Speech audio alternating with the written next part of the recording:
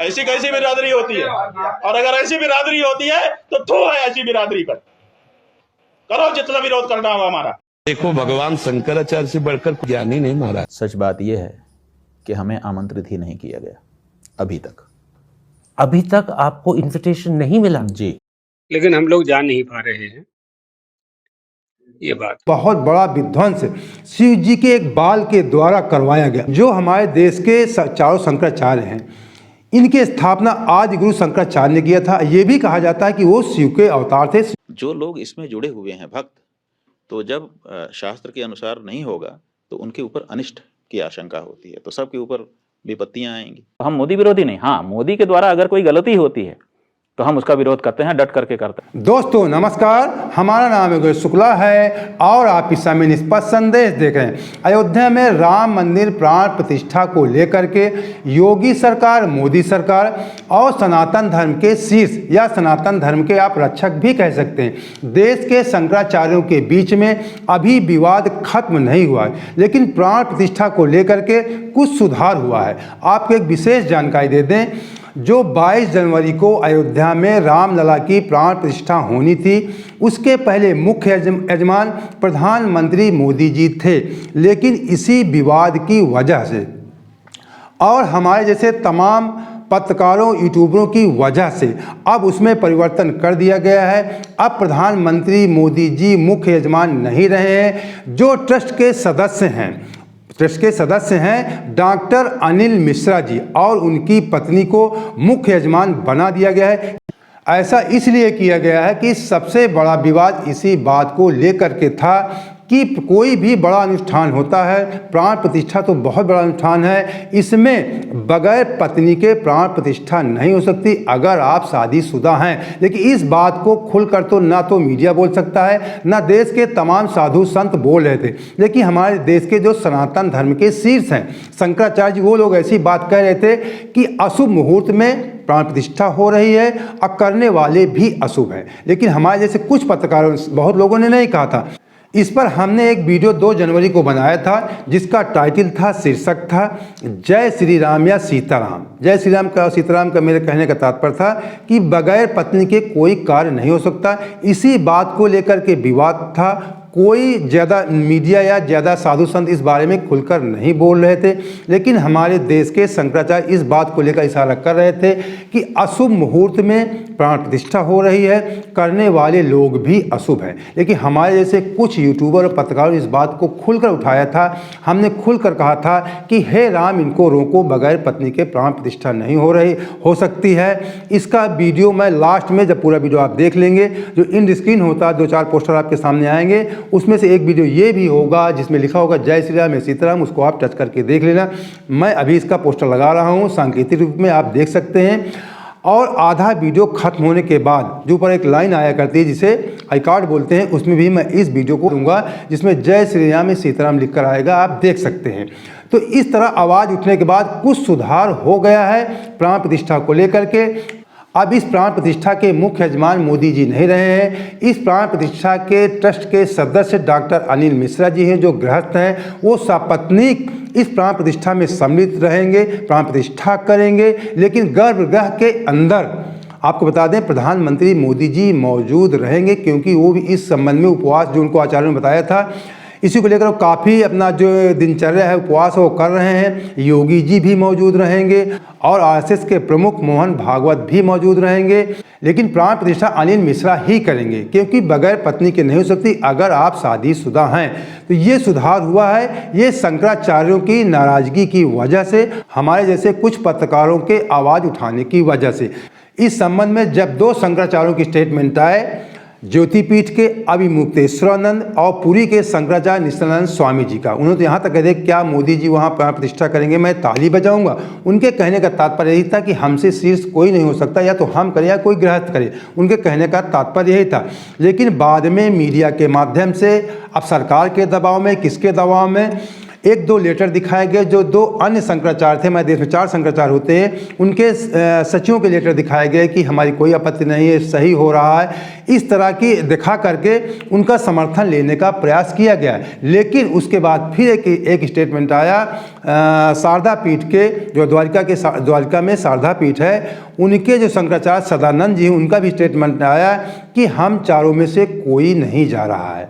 तो जो एक गलतफहमी फैलाई जा रही थी मीडिया के माध्यम से कि 2 शंकराचार्य पक्ष में है, 2 विपक्ष में, ऐसा होता नहीं है। चारों शंकराचार्यों की लगभग राय एक होती है। शंकराचार्यों के संबंध में हमने पिछले वीडियो में विस्तृत ढंग से बताया था, लेकिन फिर आपको संक्षिप्त जानकारी इसके संबंध में थोड़ी आपको दे दें।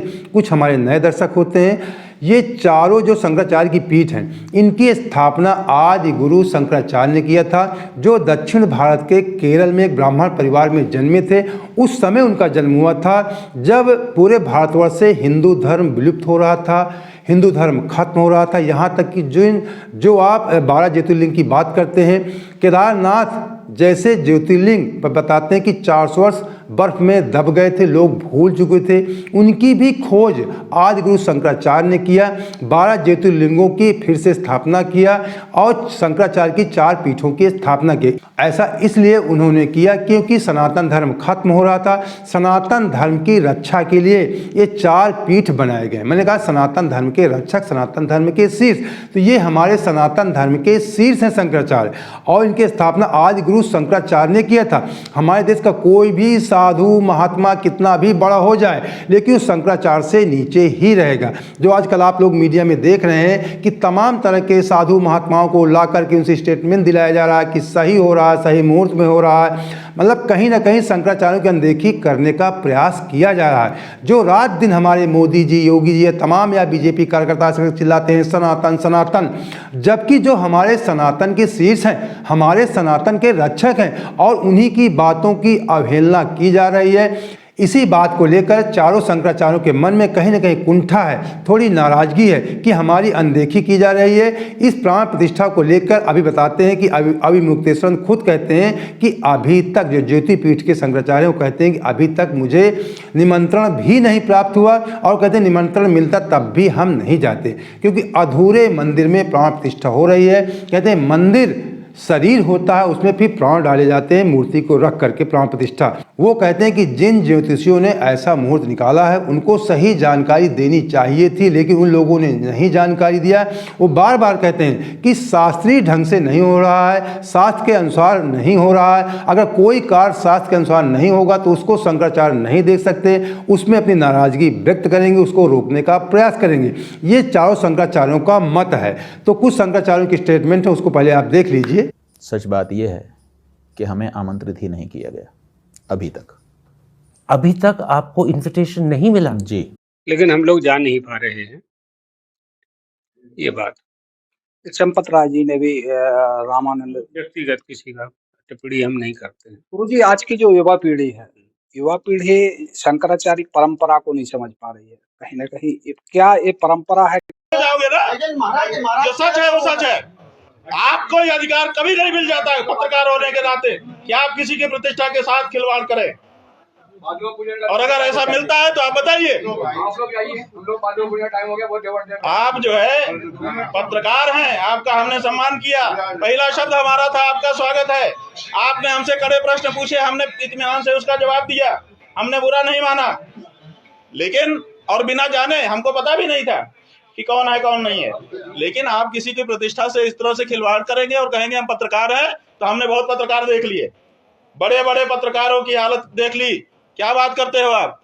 केवल पत्रकार होने से आपको लाइसेंस नहीं है कि ब्लैकमेल करें किसी को, किसी की प्रतिष्ठा से खिलवाड़ करें। आपने छापा कैसे? इसका जवाब जब हम पूछ रहे हैं तो कोई कुछ नहीं बोल रहा है, कह रहा है पत्रकार बिरादरी होती है। ऐसी कैसी बिरादरी होती है? और अगर ऐसी बिरादरी होती है तो थू है ऐसी बिरादरी पर।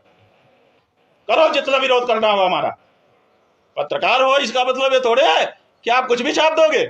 5 लाख रुपया लेकर के तृप्त हो गए, ऐसा शब्द आपके अपने शंकराचार्य के लिए छापते हो आप, और जब आपसे पूछता है शंकराचार्य तो आप उसका स्पष्टीकरण नहीं दे पाते हो। कहां से पता चला कि 5 लाख रुपया किसने दिया, कहां दिया, कब दिया?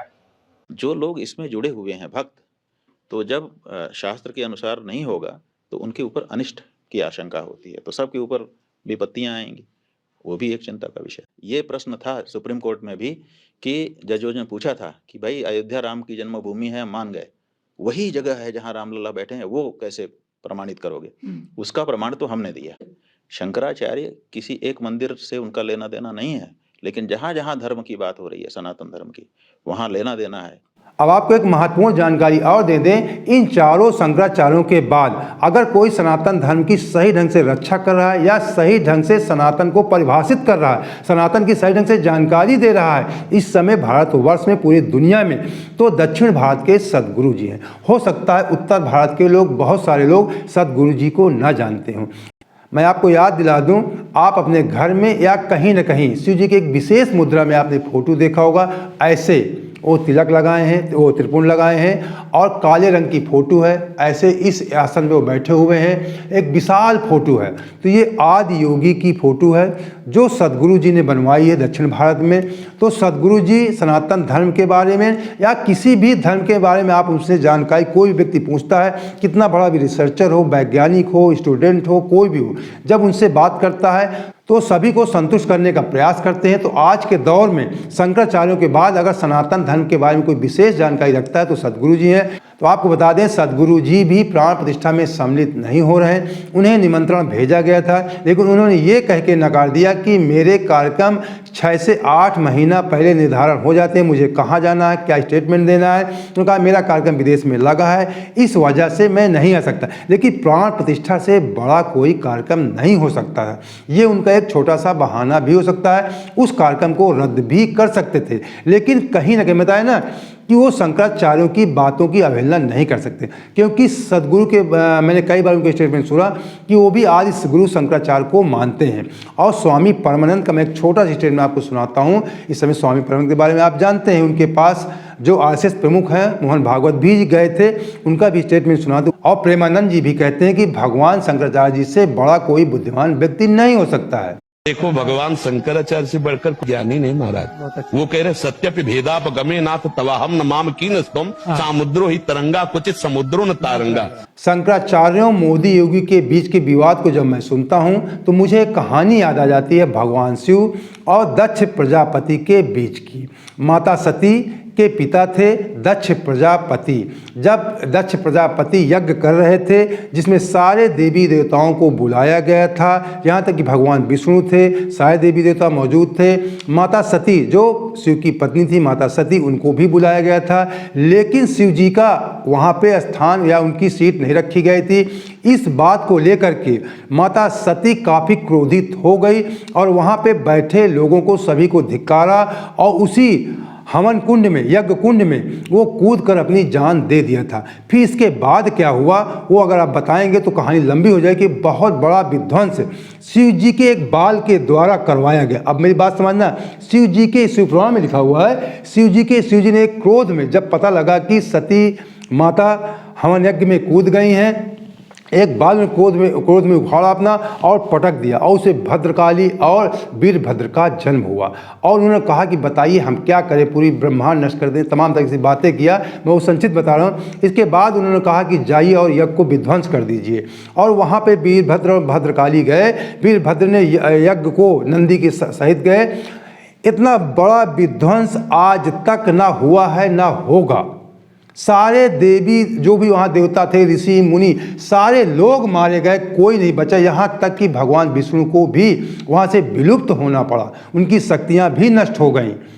इतना बड़ा तांडव, इतना बड़ा विध्वंस हुआ था। फिर इसके बाद भगवान विष्णु ब्रह्मा सहित सारे देवताओं को लेकर, ऋषि मुनियों को लेकर के शिव जी के पास गए और साष्टांग प्रणाम किया कि हे भगवान, हमसे क्या सब आपकी माया है, हमें आप अपनी माया में क्यों मोहित करते हैं, हमसे क्यों गलती करवाते हैं। ये भगवान विष्णु और ब्रह्मा जी जाके साष्टांग प्रणाम किया भगवान शिव को और उनसे क्षमा मांगा और कहा कि जो जिन देवी देवताओं के हाथ पैर टूटे इनको आप ठीक करिए किसी तरीके। अभी मैं संक्षिप्त में आपको बताया, इसकी लंबी कहानी है। तो मेरे कहने का तात्पर्य है कि जो हमारे देश के चारों शंकराचार्य हैं, इनकी स्थापना आदि गुरु शंकराचार्य ने किया था। ये भी कहा जाता है कि वो शिव के अवतार थे। आदि गुरु शंकराचार्य जी में कहीं ना कहीं कुछ शिव का अर्थ था, तभी उन्होंने जो शिवलिंग विलुप्त हो गए थे फिर उनकी खोज किया, फिर से 12 ज्योतिर्शिवलिंगों की स्थापना किया। सनातन धर्म के रक्षक के लिए 4 शंकराचार्यों की पीठ बनाया। अब उनके ये लोग जो बैठाए जाते हैं, आप बता दें, आदि गुरु शंकराचार्य के जो प्रिय शिष्य थे, उन्हीं प्रिय शिष्यों में से 4 पीठों में उन्होंने बैठा दिया था। वही परंपरा आज भी चली आ रही है।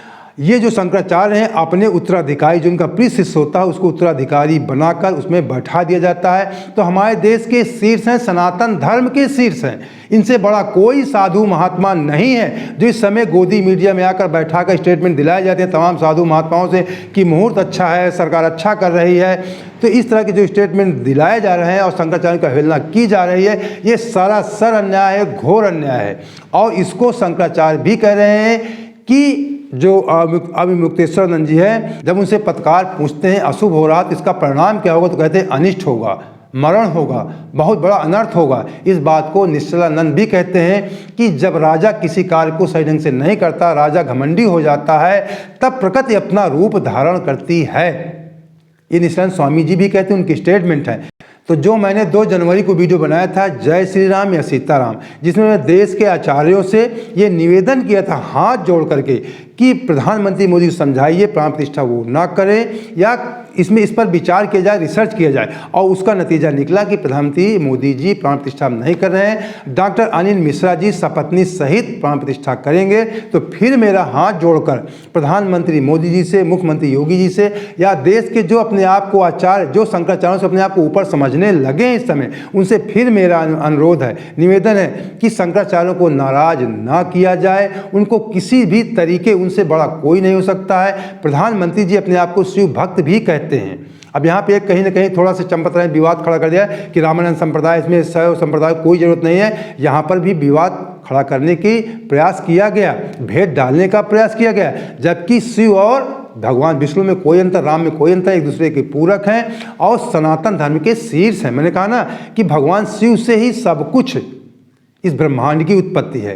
तो उनकी अनदेखी, वो उनके कहीं ना कहीं ये 4 शंकराचार्य भगवान शिव की आप उनका रूप मान सकते हैं। जब हम लोग रुद्राभिषेक घर में कोई पूजा पाठ करते हैं, जो हमारे आचार्य होते हैं, उनको हम शिव रूप मान के पूजा करते हैं। इस समय हमारे देश में सनातन धर्म के रक्षक हैं, शिव रूप हैं, इनकी अनदेखी नहीं होनी चाहिए।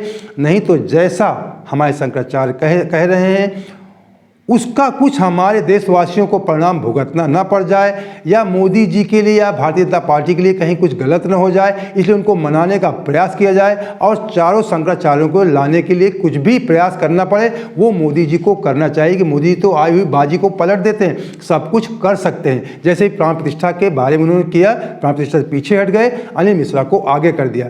तो इस संबंध में एक विरोधियों को भी उनके मौका मिला, विपक्ष को भी मौका मिल गया कि हमारे तमाम राहुल गांधी हों, अखिलेश यादव हों या केजरीवाल, सारे लोग कहते हैं कि जब सनातन धर्म के लीडर ही नहीं जा रहे हैं तो हम भी नहीं जा रहे हैं।